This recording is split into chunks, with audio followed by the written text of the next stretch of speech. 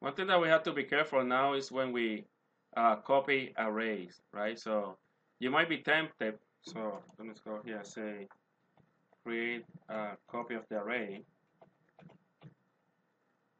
Okay, so here you will say, well, you know what? I just gonna create a copy of this array, and then you're gonna create an array. Say double temperature array copy is equal to a new, okay, double, and then say here number of of days. Okay, let me see if I have the same callout. Okay, I need to say that this is an array. Okay. And then you will try, let me say this is temperature,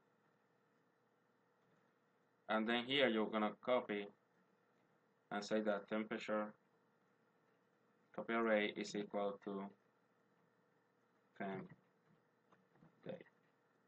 Okay. So technically you are just assigning all the values of temp array copy here. Okay, so now let me just display my copy. Okay, so I'm just gonna put this down here, and then I'm gonna say the temp for day in my copy is, okay, and then I'm gonna pretty much display my copy here.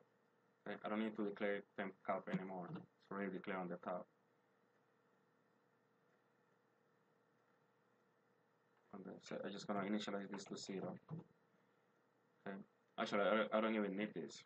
It's already declared. Okay, so let me just try again. Okay, so I'm collecting data for 3 days. It's 45.5, 55.5, 40.5, and then notice that my copy is already there. Now I'm gonna do something. I'm gonna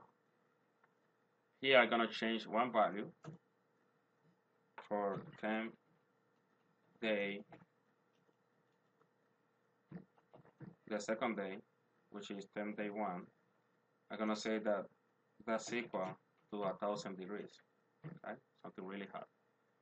And then I will display again.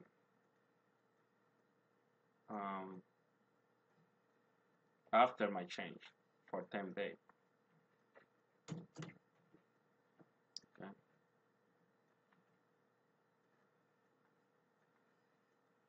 Here. Okay. And then, so pretty much, this is the display after my change. I'm just gonna put here.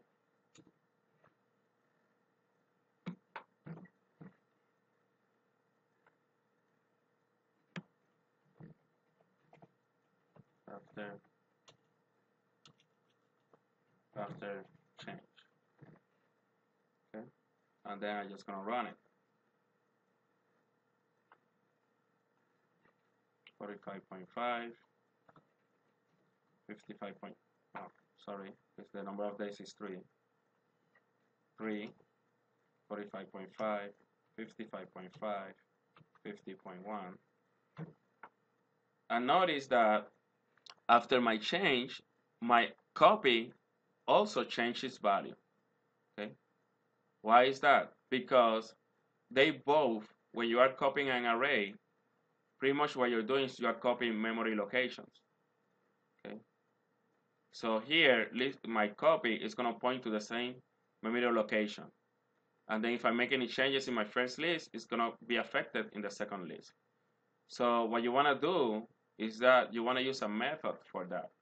You can either use this loop to copy the contents of the array, okay? Or you can use this command, right? System.arrayCopy. right? Because here it's just pretty much you're just giving the path. Okay, if you don't use this and you use array copy, then you will need to import this package, right? So there are two ways you can do this. So let's just import the package. Um, it's more robust that way, right? If you get to use other then other methods, then you can do that. Okay, so here we're going to import java.language.system. Okay, and then we're going to use array copy here instead of copying my. So I'll go array copy. Let me get the right syntax. Array copy, the source array, the source position, which is 0, target array, target position, which is 0, and then the length. Okay, so array copy. In this case, we're gonna use the source array starting at 0, then the copy array also starting at 0, and then the length of the array, which is temperature.date.length.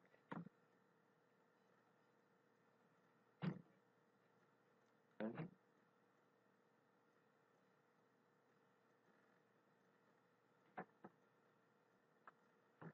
So I apologize. It seems that I need to also include the system.array copy. I was double checking that. But notice here that now I have my parameters, the source array, the initial target position, my copy array, final target position, and then the length, right? So notice that after running my command, pretty much my value didn't change, even though I made a change here for the second day temperature, right? So here, this is a dynamic way of copying arrays.